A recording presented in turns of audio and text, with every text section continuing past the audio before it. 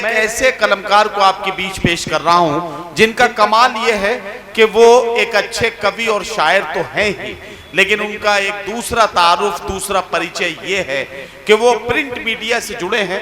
अमर उजाला जैसे बड़े अखबार के लखनऊ ऑफिस में एक सब एडिटर के तौर पर जिम्मेदारी निभाते हैं। और उनकी शायरी और कविता का कमाल ये है कि वो वैसे तो श्रृंगार में अपनी कविताएं कहते हैं, लेकिन उनके अंदर का जो एक अच्छा और सच्चा शायर और कवि है, वो एक कमाल ये भी दिखाता है कि कभी जब वो अखबार में खबर लिख रहे होते हैं तो वहां उनकी गजल बन जाती है, और कभी कभी उनकी गजल के शेर अखबार की खबर की तर्जुमानी करते हुए नजर आते हैं। ये कमाल देखना है, कलम के एक सच्चे सिपाही से मुलाकात करनी है। तो भाई अभिषेक सहज से मैं निवेदन और गुजारिश कर रहा हूं कि वो अपने कलाम से नवाजें। बहुत शुक्रिया नदीम भैया, इस मंच का आशीर्वाद चाहता हूं, इजाजत चाहता हूं आप सबसे। मैं 4 पंक्तियों से बिना किसी भूमिका के अपनी बात रखता हूं, और मैं उन 4 पंक्तियों से अपनी बात रखना चाहता हूं जो इस मल्लामा ने मुझसे लिखवाई थी आज से 12 साल पहले, जब मैं ट्रांसफर होकर के हरदोई आया और मैं बस से गुजर रहा था। तो इसी बस स्टॉप पर वो बस रुकी और वहां जो 4 पंक्तियां हुई, मैं उन्हीं से शुरुआत करता हूं। ये पंक्तियां आपकी पंक्तियां हैं, और मैं ये 4 पंक्तियां यहां बैठी मातृशक्ति को समर्पित करता हूं। मैं आया परदेस तो वो बहुत उदास थी, मैं आया परदेस तो वो बहुत उदास थी, लेकिन उसकी दुआ हरदम मेरे साथ थी। मैं आया परदेस तो वो बहुत उदास थी, लेकिन उसकी दुआ हरदम मेरे साथ थी। कहती थी मुझसे वो हिम्मत ना हारो, कहती थी मुझसे वो हिम्मत ना हारो, शायद इसीलिए मेरी मंजिल मेरे बहुत पास थी। वाह वाह वाह वाह, शायद इसीलिए मेरी मंजिल मेरे बहुत पास थी। अगली पंक्तियों पे आप सबका मैं आशीष चाहता हूं। शायद इसीलिए मेरी मंजिल मेरे बहुत पास थी, और जब ये सारी दुनिया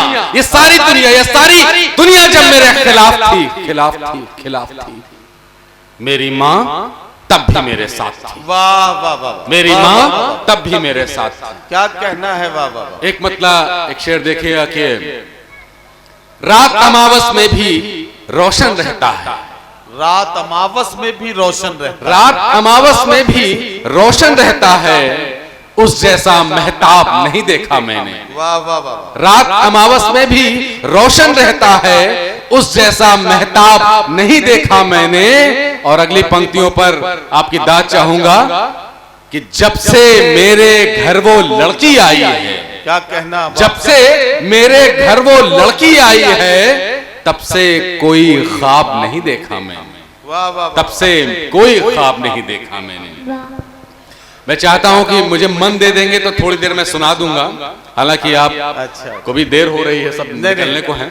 देखिए, जो लोग जा रहे हैं मुझे कोई एतराज नहीं है, लेकिन कल जब मुशायरे की रिकॉर्डिंग आप तक पहुंचेगी और आपको पता लगेगा कि मुशायरे के आखिर में डॉक्टर नदीम शाद ने क्या खूबसूरत गजलें मुशायरे में सुनाई, तो आपको अपने चले जाने पर अफसोस होगा।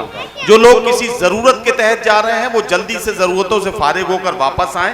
और बाकी जो लोग बहुत पीछे बैठे हैं, अगर वो थोड़ा सा आगे आ जाएंगे तो मुशायरे का ये आखिरी हिस्सा भी बहुत कामयाब और खूबसूरत हो जाएगा। अभिषेक सहज भाई माइक। बस एक चीज मैं पूछना चाहता हूँ कि कितने लोग ऐसे हैं जो 22 साल की उम्र के नीचे वाले हैं, कृपया हाथ उठा दें बस। और कितने लोग 40 से ऊपर वाले हैं? बस मैं समझ गया। जितने भी लोग बचे हैं, मैं समझता हूँ वो सुनने के लिए बैठे हैं, वो बेहतरीन श्रोता हैं। चंद पंक्तियों से मैं अपनी बात रखता हूं कि जिनके लिए दीवाने हुआ करते थे लड़के, जिनके लिए जो लोग इस उम्र से गुजर रहे हैं वो महसूस करें, वो प्रैक्टिकल कर सकते हैं। जो इस उम्र से गुजर गए हैं वो थोड़ी देर के लिए पीछे आ जाएं।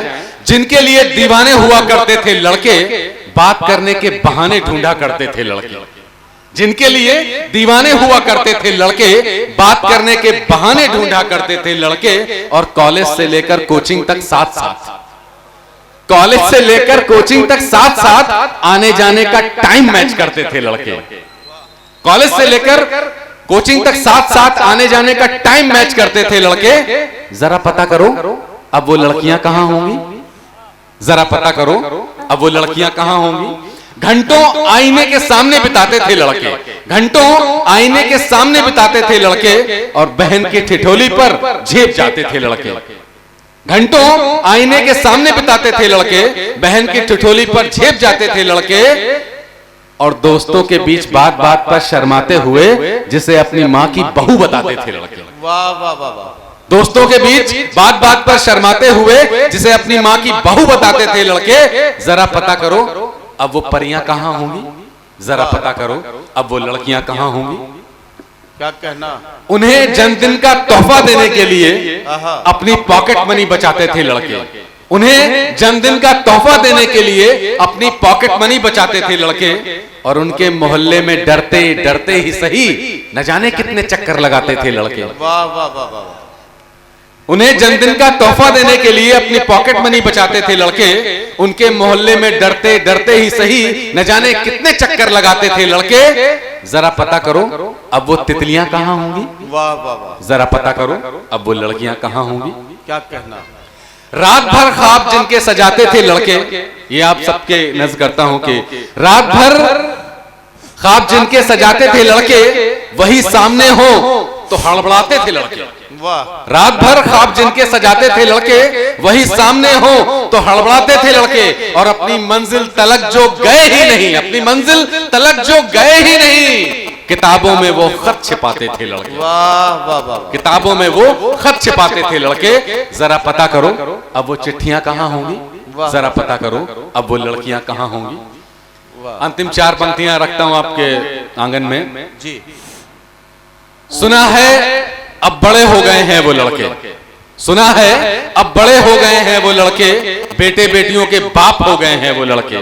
सुना है अब बड़े हो गए हैं वो लड़के, बेटे बेटियों के बाप हो गए हैं वो लड़के, बच्चों को कॉलेज छोड़ने जाते हैं तो पुरानी यादों में खो जाते हैं वो लड़के। वाह वाह वाह। सुना है अब बड़े हो गए हैं वो लड़के, बेटे बेटियों के बाप हो गए हैं वो लड़के, बच्चों को कॉलेज छोड़ने जाते हैं तो पुरानी यादों में खो जाते हैं वो लड़के, जरा पता करो अब वो जोहरा जबियां कहां होंगी, जरा पता करो अब वो लड़कियां कहां होंगी। बहुत बहुत शुक्रिया।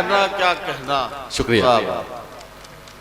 भाई अभिषेक सहज साहब ने बहुत ही सहजता के साथ अपनी बात को, जिसमें लड़कों और लड़कियों का वो हिसाब लगा रहे थे कि जो मोहब्बत करते थे वो अब कहाँ होंगे, इसका अंदाजा लगाया जाए। और ये एक कवि की कल्पना है, जिस कल्पना के साथ वो अपनी बात को आसानी के साथ अपने तजुर्बात और एहसासात के साथ मिलाकर लोगों की खिदमत में पेश कर देता है।